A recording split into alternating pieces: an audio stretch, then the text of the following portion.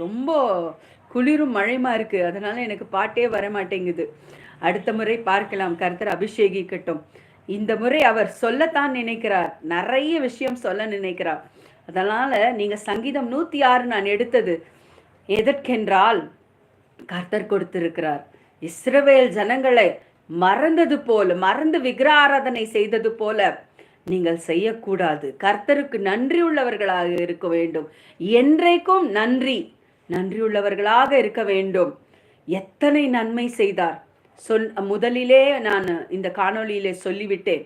அவர் செய்த நன்மைகள் எல்லாம் எல்லாவற்றையும் விட மேக ஸ்தம்பமாக, அக்னி ஸ்தம்பமாக நம்மோடு கர்த்தர் இருக்கிறார். இன்றைக்கும் எப்பொழுதும் நம்மை விட்டு விலகுவதும் இல்லை, கைவிடுவதும் இல்லை.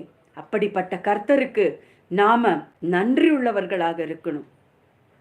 எத்தனையோ நன்மைகளை நம்முடைய மூதாதையர் இஸ்ரவேலர்களுக்கு செய்தது போல நமக்கும் செய்திருக்கிறார். இந்த மூச்சு அவரால் ஒவ்வொரு நாளும் அவரோடு இருக்கிறோம். எத்தனை விஷயம் நடக்கிறது உலகத்துல, எத்தனை விஷயம், எத்தனை பேர் இருக்கிறார்கள்.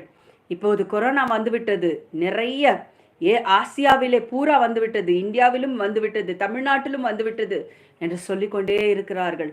அந்த கொரோனாவிலே நம்மை காப்பாற்றினார். எல்லா விலைவாசியும் ஏறிவிட்டது.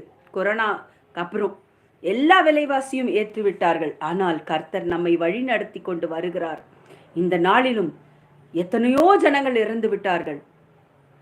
எத்தனையோ கெடுதல் உலகத்திலே நடந்து கொண்டிருக்கு. அதிலெல்லாம் நம்மை காப்பாற்ற வேண்டும். வனாந்திரம் போல இருக்கிறது. இஸ்ரவேல் ஜனங்கள் கூட, இன்னென்றும் சொல்ல விரும்புகிறேன், இஸ்ரவேல் ஜனங்கள் கூட அந்த மாதிரி அனுபவிக்கல. வனாந்திரத்திலே மிருகங்கள் கூட அப்படி நடந்து கொள்ளவில்லை. ஆனால் இன்றைக்கு மனிதனுக்கு வனாந்திரத்தை விட மோசமான நிலைமை இருக்கிறது. இந்த உலகத்திலே நமக்கு 6 மாத குழந்தையை கற்பழிக்கிறார்கள், ஆசிரியர்கள் கற்பழிக்கிறார்கள். எத்தனையோ நான் பார்த்து கொண்டு வந்தேன். ஒரு பள்ளிக்கூடத்திலே ஒரு சின்ன குழந்தையை கொன்றுவிட்டு செப்டிக் டேங்கில் இருந்து விட்டது என்று ஒரு 2 மாதத்திற்கோ 3 மாதத்திற்கோ விழுப்புரம் மாவட்டத்திலே நடந்திருக்கிறது. பெற்றோர்கள் அழுகிறார்கள். அந்த குழந்தை செப்டிக் டேங்கிலே சாகவில்லை, எப்படியோ இறந்து விட்டது. அடித்திருக்கிறார்கள், இரத்தக்கரை இருக்கிறது ட்ரெஸ்ல, ஆடையில. இதையெல்லாம் பார்த்து கொண்டிருக்கும் போது அப்புறம் இன்னொரு குழந்தை எங்கள் கர்நாடகாவிலே ஒரு வாய் பேசாத, காது கேளாத ஒரு பெண்ணை நேற்றைக்கு முன்தினம் நடந்திருக்கிறது. நேற்றைக்கோ முன்தினமோ அந்த குழந்தையை தூக்கி கொண்டு பிறந்த நாள் யாருக்கோ கொண்டாடி இருக்கிறார்கள். அந்த மேல்கோட்டை என்ற இடத்தில் நீங்கள் கேள்விப்பட்டிருக்கு. மேல்கோட்டையில் அருகில் உள்ள கிராமத்திலே வாய் பேசாத, காது கேளாத குழந்தை ஒரு பிறந்த நாளுக்கு விழாவிற்கு போயிருக்கிறது. அந்த கிராமத்திலே ஒரு விளக்கு வசதி கிடையாது, ரோடு கிடையாது, எதுவுமே கிடையாதான். இப்பொழுது சொல்லுகிறார்கள்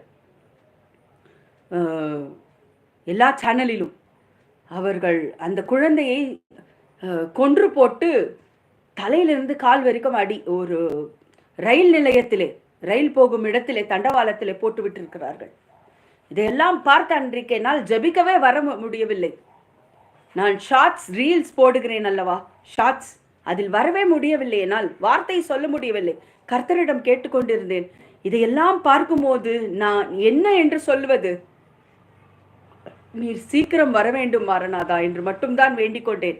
கர்த்தரே, நீங்கள் சீக்கிரம் வர வேண்டும், சீக்கிரம் வர வேண்டும் என்றுதான் வேண்டிக் கொண்டேன். இந்த அக்கிரமான உலகத்திலே அந்த எத்தனை பேருக்கு போய் சொல்ல முடியும்? அக்கிரமம் நடந்து கொண்டே இருக்கிறது. எத்தனையோ இந்த பீகார் கூலிக்காரர்கள் ஒரு பெண்மணியை கெடுத்து போட்டு விட்டிருக்கிறார்கள். சொல்லவே நான் கூசுகிறது, அது ஞாபகமே இருக்க மாட்டேன் என்கிறது. அந்த விஷயமெல்லாம் பார்த்து பார்த்து அந்த நேரம் மாத்திரம் நான் வருத்தப்படுகிறேன். அதுக்கப்புறம் மறந்து விடுகிறேன். நல்ல காலம் கர்த்தர் எனக்கு அந்த மறதியை கொடுத்திருக்கிறார். நல்லது அந்த மறதி. ஏனென்றால் இந்த உலகம் போகும் அக்கிரமத்திலே அது மறதி இல்லாவிட்டால் நம்ம இன்னும் ரொம்ப தவிக்க வேண்டி இருக்கிறோம். அந்த மறதி இல்லாவிட்டால்